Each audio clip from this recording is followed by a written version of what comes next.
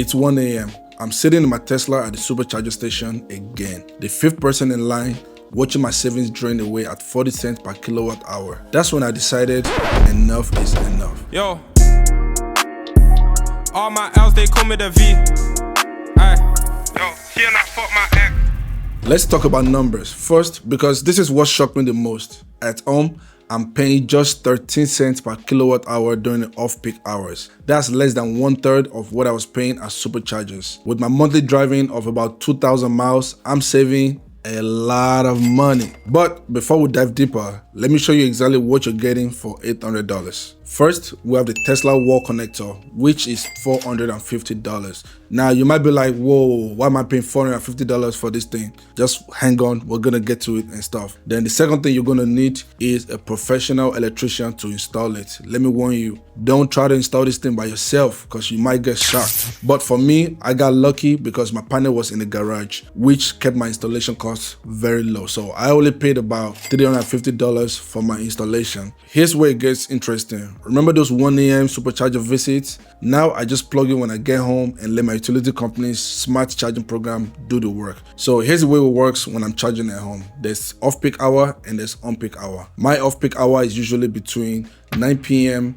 and let's say somewhere around 7 a.m. right? So that's usually the time where businesses are now using electricity. So there's a lot more power available. I use BGE and they partner with WaveGrid. So what happens is they have an incentive, and whenever I'm charging during the off-peak hour, I get a very, very reduced rate, which is about 13 cents per kilowatt hour. If I charge during the on-peak hour, which is somewhere around 7 a.m. to like 8:30 p.m. So that is going to cost me about 27 cents per kilowatt, something like that. I didn't really calculate that portion because I never charge during the on-peak hour. I always charge my car during the night. So using the WaveGrid and BG partnership, I'm not only saving money on charging, but I'm also getting $10 monthly credit just for charging during off-peak hours. So when you decide to charge at the supercharging station, you're going to be spending about 40 cents per kilowatt hour. You know, when I do a calculation on a really good charge, that can be about 20 something, 30 something dollars. And yes, that's still cheaper than gas, you know, when you look at it, but at the same time too, it is quite expensive when you compare it to, you know, charging at home. Also at the supercharging station, man, you can't predict what's going to happen, right? Like, you know, there's been a couple of times where,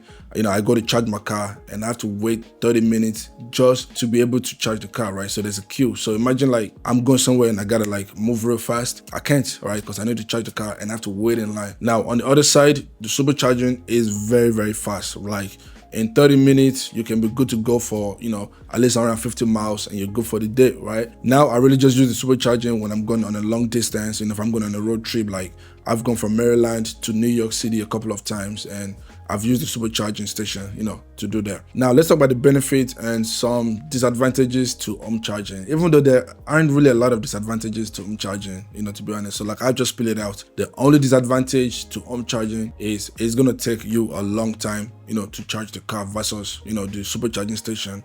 So for example, when I'm charging my Tesla at home, it usually takes me about 3 to 4 hours, but I'm sleeping. So I don't care. If it likes take 8 hours, I'm home sleeping anyways, right? I really don't see that as a disadvantage, you know, if we're looking at it that way. The advantages outweigh the disadvantages a lot. So your home charging cost is going to vary based on your electrical company, but I'm just sharing mine based on BGE. I live in Maryland and I use BGE and stuff. So it costs me 13 cents per kilowatt hour when I charge off peak. The next one is there's a smart scheduling built in, right? So from the WaveGrid app that I use, it's built into the Tesla. I was able to like sign into the Tesla and it automatically detects, okay, this is off peak time. Let's charge this car. And you know, when it's on peak time, it stops charging. Here's my typical routine. I plug in around 30% when I get home, and by morning I'm at 90% ready for anything. Let's talk charging speed because this is crucial. With the Tesla wall connector, I'm getting about 39 miles of range per hour. With a supercharger, that's about 200 miles in 40 minutes. Big difference, I know. With a mobile charger, painfully 3 miles per hour. Yeah, that sucks. I ain't never gonna use that. With the Tesla wall connector, I'm getting about 39 miles of range per hour. So that's why it usually takes about 4 hours, you know, to charge overnight and stuff. With the supercharger, it's advertised that, you know, we can charge 200 miles in 15 minutes. That's probably possible, but it's not realistic, right? Because if you're putting that much power into the battery, it's probably going to explode. And also, the grid is shared based on how many people are charging at the supercharging station, right? So let's say you're the only person at the supercharging station. Yes, all the power might be allocated to your car, but if there's like 4 people there, that means you're going to split the charging grid, right? In my experience, I've probably gained about 200 miles in, let's say, somewhere around 30-40 minutes. To put this in perspective, if you're at 30% and you need to get to 90%, here's what you're looking at, right? With the wall connector, about 4 to 5 hours. Not bad, because you're going to be charging it overnight, right?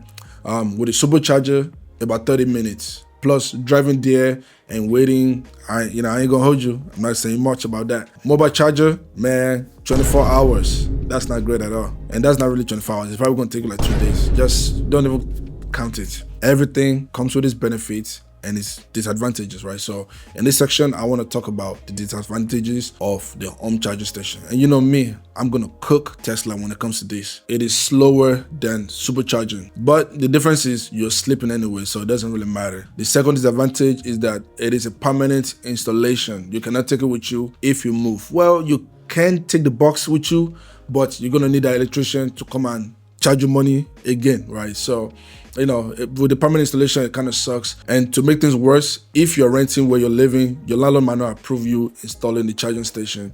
So that kind of sucks. The third one is that you're going to need a garage or a dedicated space for that to work, right?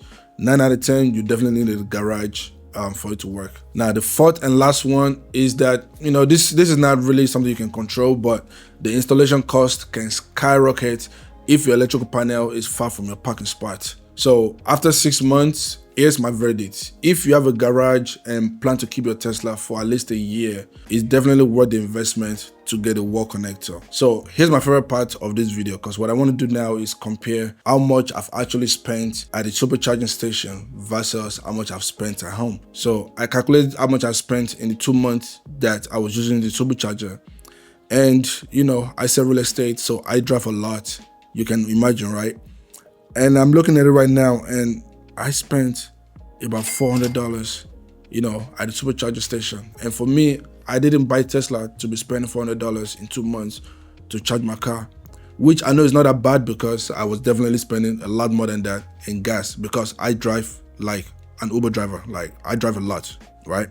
And then in comparison to that, in the last 4 months of me charging at home, drum roll, I've spent about $500 charging at home in 4 months. So that's about what, $100 something of me charging, which is a no-brainer. You get what I'm saying? But yeah, I'm curious to hear your experiences, because if you're watching this video, you're definitely tired of going to the supercharging station and you probably want to install the charger at home. I would tell you it's worth it. Don't forget to like and subscribe for more Tesla and tech content that saves you time and money. Let's go.